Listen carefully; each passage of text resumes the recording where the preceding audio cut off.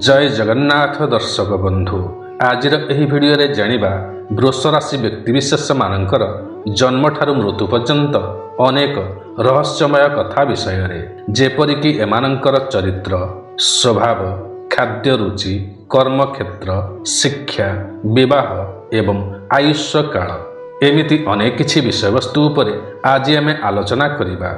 आशा करुछि आपण मानकु एही विषय वस्तुटी बहुत पसंद आसिबो। एणु आपण मानकु अनुरोध करे कि भिडियोटी को शेष पर्यंत निश्चय देखंतु। एहा सहित भिडियोटी को गोटिए लाइक निश्चय करंतु एवं आमर एही चैनल को सब्सक्राइब करी पाखरे आस्तबा बेल आइकन को मध्य क्लिक करि नियंतु, जहा फଳରେ कि आमे जेबे भी एही परि किछि भिडियो अपलोड करिवु आपणक पाखरे सर्वप्रथमे पहुंची जिवो। तेबे प्रिय दर्शक बंधु वृष राशि साधारणतः तीन भाग में विभक्त होता है, यथा 3/2 कृत्तिका नक्षत्र वृष राशि एमाने दानवगण होइथान्ति। एमानंकर नानादि मत होइथाए एवं एमाने नानादि देवी देवतांकु भक्ति करिथान्ति। 4/2 रोहिणी नक्षत्र वृष राशि एमाने हेउछन्ति मानवगण, एमाने राजसिक भक्ति प्रिय होइथान्ति। 5/2 मृगशिरा नक्षत्र वृष राशि एमाने हेउछन्ति देवतागण, एमाने धार्मिक होइथान्ति ओ नियमर वशवर्ती होइथान्ति।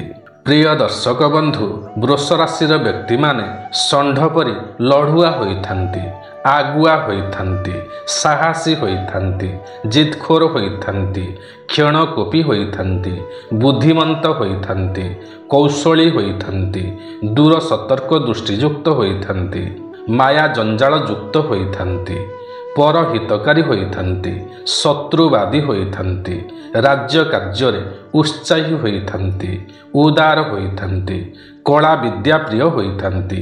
एमानंकर आखिर रंग लाल होइथाए, लंबा बेक होइथाए, चौक मुखमंडल होइथाए, एमाने हास्ययुक्त होइथान्ति, प्रेमालोपी होइथान्ति, सर्वजन वशकारी होइथान्ति, चतुरवंत होइथान्ति। प्रिय दर्शक बंधु वृष राशि व्यक्ति माने सहजरे रागंती नाही, किंतु जदि थरे रागी जाती तेबे हिताहित ज्ञान भूली जाती। एमाने स्त्री जाति प्रति आकृष्ट होइथान्ति, एमाने बिना विचार रे अर्थ व्यय करिथान्ति।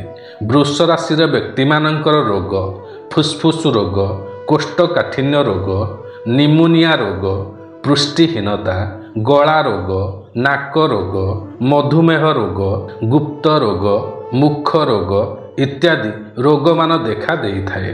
वृष राशि व्यक्ति मानकर जीविका शिल्प कारखाना, ग्रंथ प्रचारक, अध्यापक, डाक्तर, वैद्य, आईन विचारक, व्यवसाय, सुगंध द्रव्य व्यवसाय, कृषि कार्य एवं पशुपालन आदि जीविका निर्वाह करिथान्ति।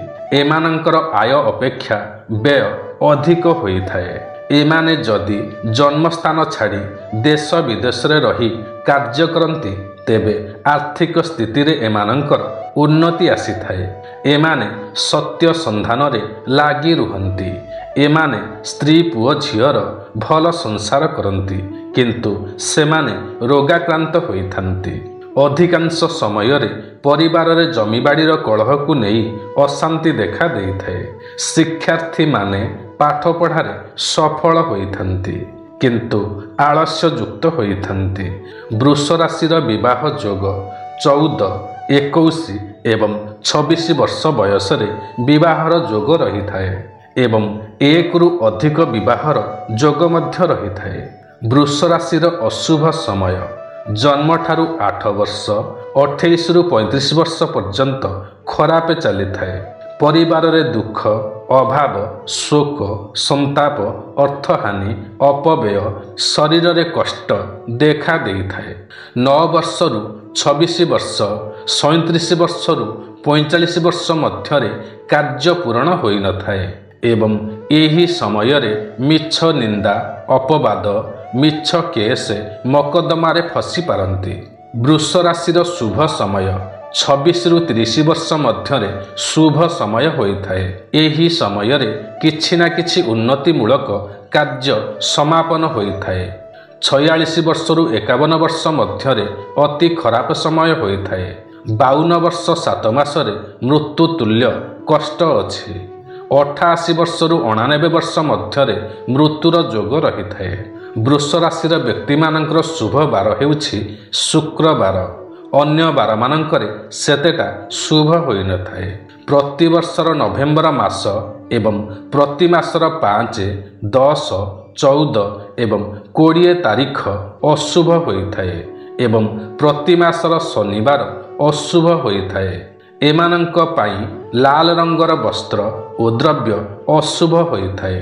ଏମାନଙ୍କ ପାଇଁ ଶୁଭ ମିତ୍ରମାନେ ହେଉଛନ୍ତି ବୃଷ ରାଶିର ବ୍ୟକ୍ତି, ମିଥୁନ ରାଶିର ବ୍ୟକ୍ତି, ମକର ରାଶିର ବ୍ୟକ୍ତି ଏବଂ କୁମ୍ଭ ରାଶିର ବ୍ୟକ୍ତିମାନେ ଭଲ ମିତ୍ର ହୋଇଥାନ୍ତି ଓ ସାହାଯ୍ୟ ସହଯୋଗ ମଧ୍ୟ କରିଥାନ୍ତି। ଏମାନଙ୍କର ଜୀବନର ଶେଷ ସମୟରେ ଅଶୁଭ ଫଳମାନ ମିଳିଥାଏ, ଯଥା ରୋଗ, ଧନହାନି, ଅଯଥା ଖର୍ଚ୍ଚ ହୋଇଥାଏ। ବୃଷ ରାଶିର ଶୁଭ ସଂଖ୍ୟା ହେଉଛି 5, 6 ଏବଂ 8।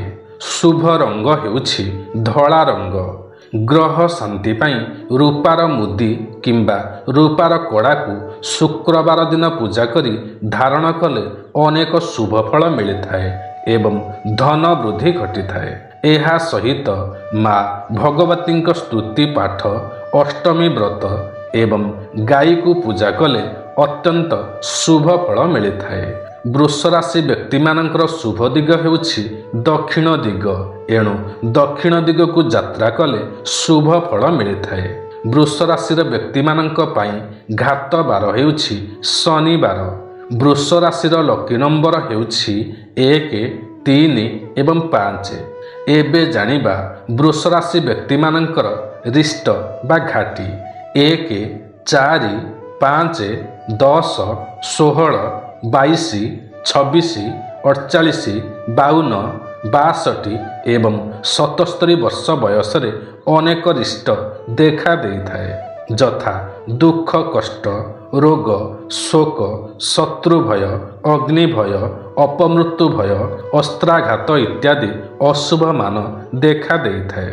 ବୃଷ ରାଶିର ପରମାୟୁ ବା ଆୟୁଷ କାଳ 3/2ର ଆୟୁଷ କାଳ 80 ବର୍ଷ 2 ମାସ 20 ଦିନ। 4/2ର ଆୟୁଷ କାଳ 90 ବର୍ଷ 2 ମାସ 1 ଦିନ। 5/2ର ଆୟୁଷ କାଳ 83 ବର୍ଷ 5 ମାସ 4 ଦିନ।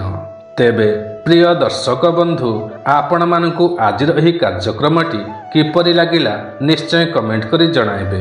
ଯଦି ଆପଣମାନଙ୍କୁ ଆଜିର ଏହି କାର୍ଯ୍ୟକ୍ରମଟି ପସନ୍ଦ ଆସିଥାଏ ତେବେ ଗୋଟିଏ ଲାଇକ୍ ନିଶ୍ଚୟ କରିବେ ଏବଂ ଯଦି ଆପଣ ଆମର ଏହି ଚ୍ୟାନେଲରେ ନୂଆ ଅଟନ୍ତି ତେବେ ତୁରନ୍ତ ସବସ୍କ୍ରାଇବ୍ କରିନିଅନ୍ତୁ ଏବଂ ପାଖରେ ଆସୁଥିବା ବେଲ୍ ଆଇକନ୍କୁ ମଧ୍ୟ କ୍ଲିକ୍ କରିନିଅନ୍ତୁ, ଯାହାଫଳରେ କି ଆମେ ଯେବେ ବି ଏହିପରି କିଛି ଭିଡ଼ିଓ ଅପଲୋଡ଼ କରିବୁ ଆପଣଙ୍କ ପାଖରେ ସର୍ବପ୍ରଥମେ ପହଞ୍ଚିଯିବ। ତେବେ ଆଜିର ଏହି କାର୍ଯ୍ୟକ୍ରମଟିକୁ ଏଇଠି ରଖୁଛୁ। ପୁଣି ଦେଖା ହେବ ଆସନ୍ତା ଏକ ନୂଆ କାର୍ଯ୍ୟକ୍ରମରେ। ସେ ପର୍ଯ୍ୟନ୍ତ ଆମକୁ ବିଦାୟ ଦିଅନ୍ତୁ। ଜୟ ଜଗନ୍ନାଥ ଦର୍ଶକ ବନ୍ଧୁ।